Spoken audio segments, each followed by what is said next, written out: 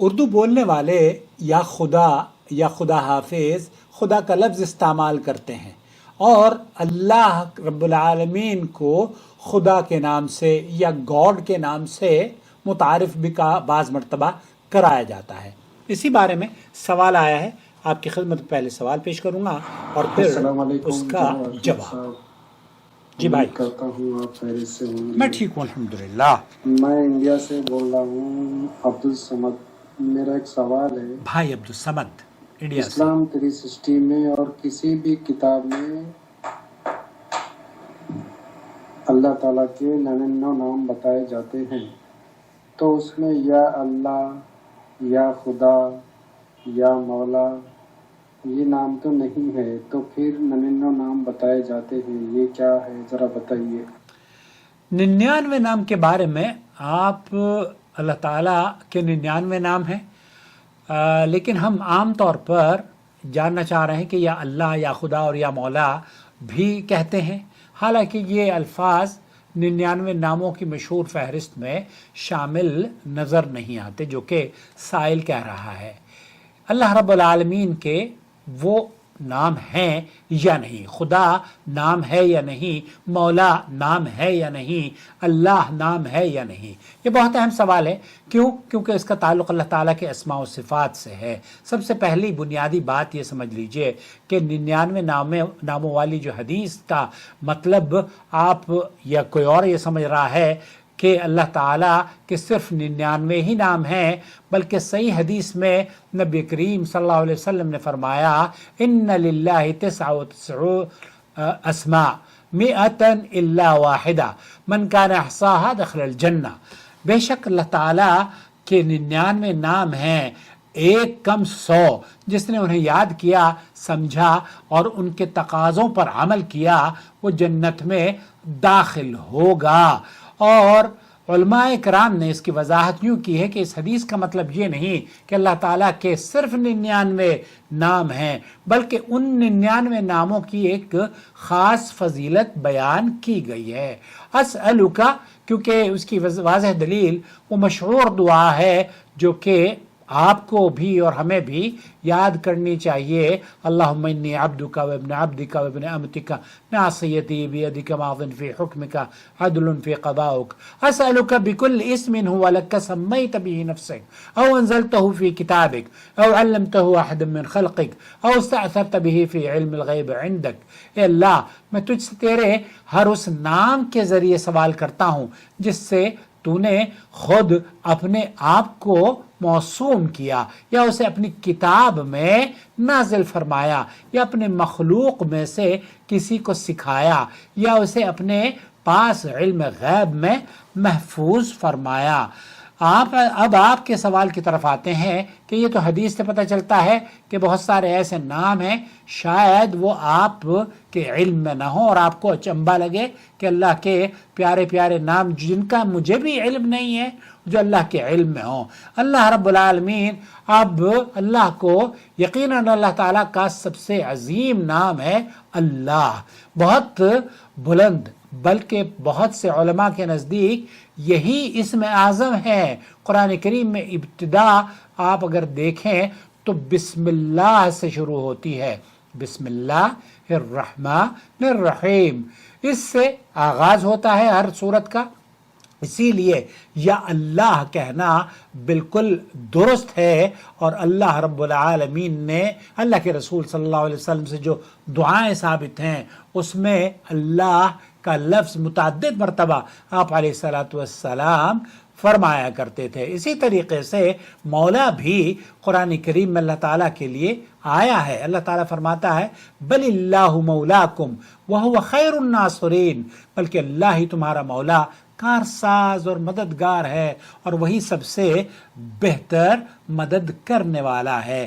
لہذا یا مولا کہہ کر اللہ تعالیٰ کو پکارنا بھی بالکل درست ہے، کیونکہ مولا اللہ تعالیٰ کی صفات میں سے ایک صفت ہے جو قرآن کریم میں خود اللہ تعالیٰ کے لیے استعمال ہوئی ہے۔ اب رہا لفظ خدا، خدا عربی لفظ نہیں ہے بلکہ فارسی سے ماخوذ ہے۔ عربی اور اردو میں اور فارسی میں مستعمل ہے، جس کے معنی ہوتے ہیں مالک، پروردگار، یا وہ معبود جس کی عبادت کی جاتی ہو۔ اگر اس لفظ سے مراد صرف اللہ رب العالمین ہے، اللہ تعالی ہو، تو اسے بطور خطاب استعمال کرنے میں اصل معنی کے اعتبار سے اہل علم کا موقف یہ ہے کوئی حرج نہیں ہے۔ تاہم قرآن و سنت میں اس بات کو بھی ہم تسلیم کرتے ہیں کہ جہاں وَلِلَّهِ الْأَسْمَاءُ الْحُسْنَى فَادْعُوهُ بِهَا، جہاں اللہ رب العالمین کے پیارے پیارے ناموں کا تذکرہ اللہ کے رسول صلی اللہ علیہ وسلم نے اور قرآن نے اس کی طرف آیت میں نازل فرمایا ہے، تو ان میں یا اللہ مل جائے گا، یا رحمان مل جائے گا، یا رحیم مل جائے گا، یا رب مل جائے گا۔ یہ سارے فضیلت والے نام ہیں، لیکن آپ کو خدا کا لفظ نہ قرآن میں ملے گا نہ حدیث میں ملے گا۔ حدیث میں جو الفاظ آئے ہیں ان کے استعمال کرنے میں فضیلت ہے، اور مسلمان کو اسی کو استعمال کرتے ہوئے دعا کرنی چاہیے۔ لیکن اگر کوئی شخص دعا کرتے وقت اللہ کو وہ یہ سمجھتا ہے جیسے کہ اب کفار ہیں، آپ شیخ محمد بن صالح العثیمین سے پوچھا گیا کہ اللہ کے پیارے ناموں کو ہم غیر مسلموں کو متعارف کرانے کے لیے ان کی زبان میں انہیں ترجمہ کر سکتے ہیں؟ تو کچھ علماء کا موقف یہ ہے کہ اللہ کے ناموں کو ترجمہ نہیں کیا جائے۔